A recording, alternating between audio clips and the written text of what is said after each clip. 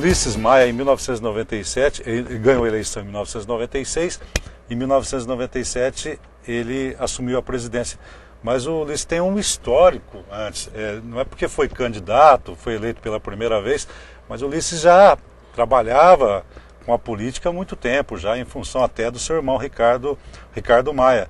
E a gente vê algumas fotos antigas de Maringá, né, da política maringaense, dos anos 80 até, e está lá o Ulisses Maia, sempre acompanhando grandes figuras, né, Ulisses? Até tem uma foto sua com o Brizola, né? Você tem essa participação desde os anos 80, né? Nós começamos em 85, foi na fundação do PDT em Maringá.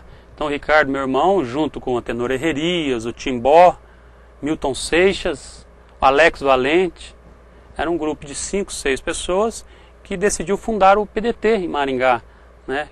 E o grande líder nacional era o Brizola, né? Que era uma pessoa, tanto é que em 89, na eleição para presidente, ele era disparadamente o primeiro colocado. Só depois que houve a inversão, que surgiu o Collor, né? O Collor passou e o próprio o Lula também passou o Brizola, mas até então o Brizola era tido como futuro presidente da República eleito, né? E o PDT, que foi fundado pelo Brizola em função de terem até tomado o PTB dele, né? Até ele rasgou aquela...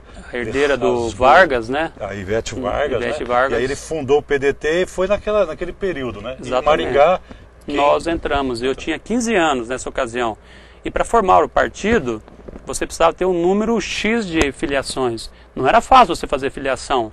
E aí eu fui de amigo em amigo, de porta em porta, fui até nos vizinhos. Foi nos Maia, né? Família Maia, meus primos até hoje são filiados no PDT.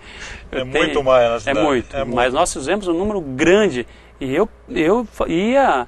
Era um sistema muito mais arcaico que é hoje, né? Ficha de filiação era em 4 vias, você tinha que preencher a primeira caneta, depois bater a máquina as outras. Era um critério muito diferente, muito mais difícil. Então foi quando nós começamos, aí meu irmão foi eleito vice-presidente do PDT, e em seguida nós entramos na primeira campanha, que foi a campanha do Zé Alves, deputado estadual. O Zé Alves era vereador. Verdade. Aí o meu irmão liderou o movimento para convidar o Zé Alves para filiar no PDT, para ser candidato a deputado estadual. Aí o Zé Alves filiou no PDT e fizemos a campanha dele. Quer dizer, o Ricardo, meu irmão, foi o coordenador geral da campanha.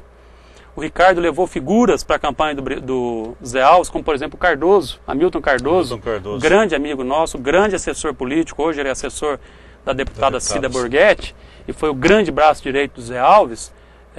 Foi o Ricardo que levou o Cardoso para a campanha do Zé Alves. E fizemos aquela campanha na maior dificuldade. De 86. 86, que foi a primeira campanha do Zé Alves, quando ele era o radialista muito famoso, né, vereador, e virou deputado. Nós íamos para a rua, eu inclusive cheguei a apresentar comício, por incrível que pareça, com 16 anos eu tinha, porque chegava lá, o comício era um palco de um caminhão, aquele caminhão aberto, né, caminhão de carroceria, descia a parte da frente, subia lá uma dupla sertaneja para cantar lá alguma coisinha ali, e apresentar o comício, o Zé Alves falava.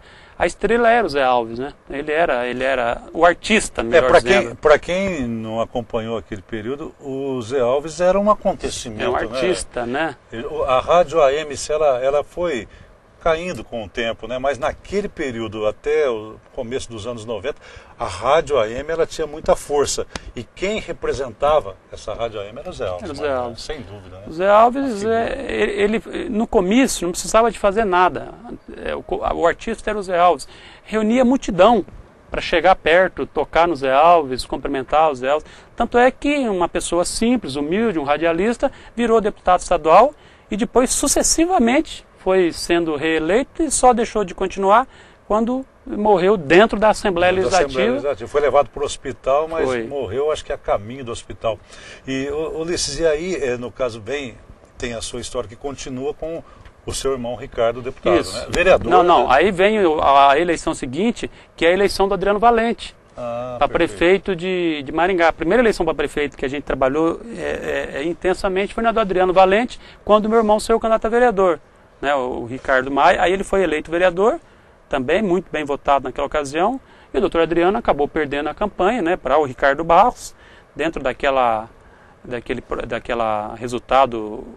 fenômeno, né, eleitoral, surpreendente.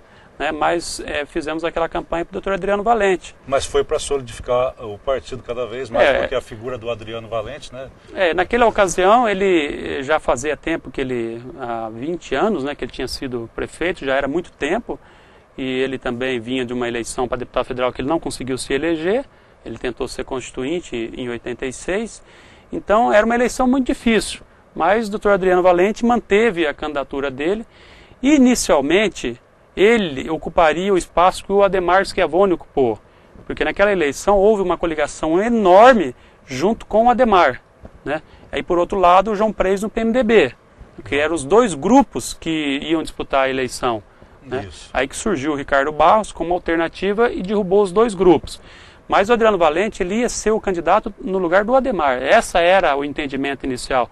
Aí realmente ia ser uma candidatura muito forte, mas houve desentendimentos na hora de fechar a coligação e o doutor Adriano acabou saindo então desse grupo e manteve a sua candidatura pelo PDT. Foi um gesto de grande hombridade dele naquela ocasião, com toda a dificuldade, porque o Adhemar Schiavone era fortíssimo e o João Preis muito mais forte ainda, com apoio do prefeito Saíde da época, com apoio do governador Álvaro Dias, era uma força muito grande. Mas acabou o Adriano Valente sendo candidato e não teve o êxito naquela campanha. Mas foi a nossa estreia em eleição municipal.